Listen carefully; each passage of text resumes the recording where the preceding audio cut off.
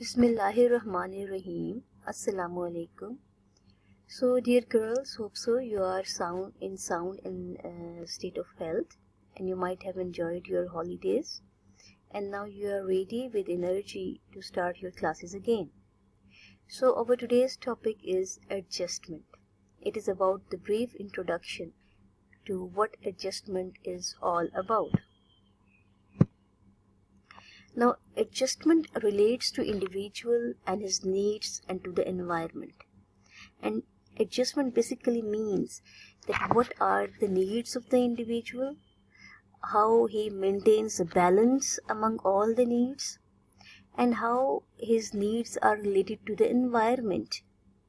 His needs are realistic or not, or is there any imbalance of needs? All these basically denotes what is adjustment.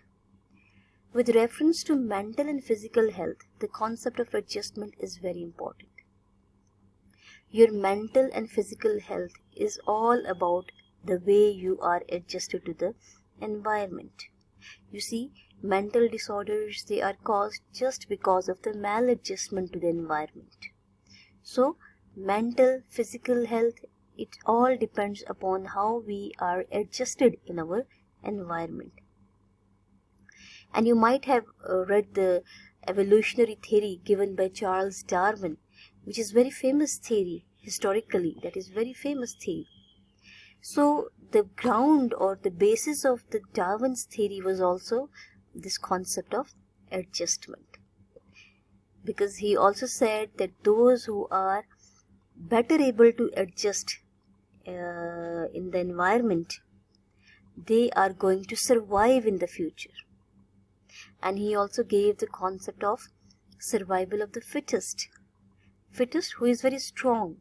Those who are very strong, who know how to get the needs, who know how to adjust to the current situation or the demands of the environment, they are better fit to be adjusted in this particular world. So it was adjustment that became the basis of Darwin's theory as well. And this is adjustment which is basically the cause of all of the mental or psychological distress or problem. Now, according to Woodworth, there are three ways to deal with the environment. Number one is conforming to the environment. Number two, coping with the environment. And number three, turning the environment to one's advantage. Conforming to the environment. Conforming to the environment means that you adjust in the environment as it is. Whatever is the demand of the environment, you fulfill that. Whatever is the norm of the environment, you accept that. Fine. So you don't consider your own needs, desires. You just think about the demands of the situation, demands of the environment, and you conform to that. You accept that. You agree with that. Okay? This is conforming to the environment. Second is coping up with the environment. Coping up with the environment means that you cope up with the environment in a way that you fulfill your own needs. You do not conform here. Environmental demands are not important for you. Rather, your own needs and their fulfillment, they become important for you. So in this way, you cope up with the environment, so you bring a bit change in the environment. And the third thing is that turning the environment to one's advantage. Here you change the environment altogether. You altogether change the environment according to your own wishes and desires. You do not conform, you do not bring a little change, rather you bring a huge change in the environment by making it according to your own wishes and according to your own needs. So these are the three ways to cope up with the environment according to Woodworth. Now, there are different researchers who have given their own viewpoints about what adjustment is all about. So Rolf H. Tindal, he has enumerated 7 signs of behavior having adjustment. Enumerated means mentioned, highlighted. He says that there are 7 signs in the behavior of an individual which indicates adjustment. First is he is consistent. Now consistent means same. So it means that the behavior of the individual remains consistent. His personality trait, characteristics, they remain consistent, because inconsistency does not indicate normality. It indicates abnormality. So when your behavior is consistent, then it means that you are possessing that particular trait and you are showing it again and again in different situations. It means that that behavior is part of your personality. Second is he fulfills social demands. Now this is related with the first concept given by Woodworth, that conforming to the environment. Whatever are the demands of the society, individual fulfills that demand, because you have to live within the society and you have to accept the norms and values of the society. So society also gives you certain demands. What are those demands? That you have to behave in a certain manner in any situation. So if you fulfill that, it means that you are the normal individual. We see that if someone is going against the norms, then we say that he is not, or he or she is not the normal individual. Fine, there is some problem. So fulfilling social demands is also an aspect which shows normality. He is realistic in his approach. The problem solving techniques he adopts, the other ways of solving the problems and fulfilling the needs the person adopts, if all those strategies and techniques are realistic, then it means that individual is adjusted and normal. He possesses harmony in his personality. There is harmony, balance in his personality. You won't find imbalance in the personality of any normal individual. Normal individual doesn't go into the extremes, or one need is very much strong and other very much suppressive. There is balance in his and harmony in his personality. He displays his emotional behavior in a proper way. You see, there are certain emotions that while we express those emotions, then sometimes it indicates that as if we are not properly adjusted individuals. So the person who is properly adjusted, a normal individual, shows his emotional behavior, specifically of anger and aggression, in a very proper manner.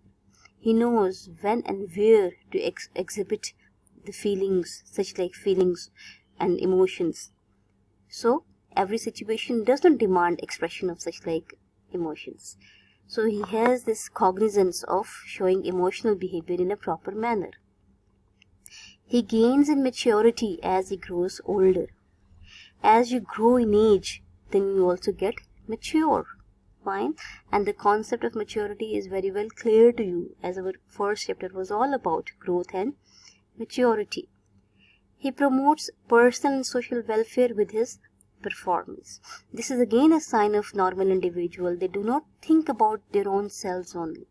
They think about the other human beings also. They think about the society and its welfare also. So they take those actions that lead to personal and social welfare. Now, what are the signs of maladjustment? There are certain signs of maladjustment given by Lazarus. And these signs are: such an individual is victim of psychological dissatisfaction. There is imbalance in their needs. And even the needs they display, they are not sure about that these are their true needs or not. They are unable to solve the problems in a proper manner because they are unable to observe the environment in a proper way. They lack that thing. So this is psychological dissatisfaction there is imbalance in their need, there is lack of proper problem solving strategies, there is no planning, and in this way they suffer from dissatisfaction. He shows cognitive incompetence and decline. There is as such no cognitive competence, there is as such no maturity. Rather, if we see a maladjusted individual, then we will find that there is decline in cognitive competence.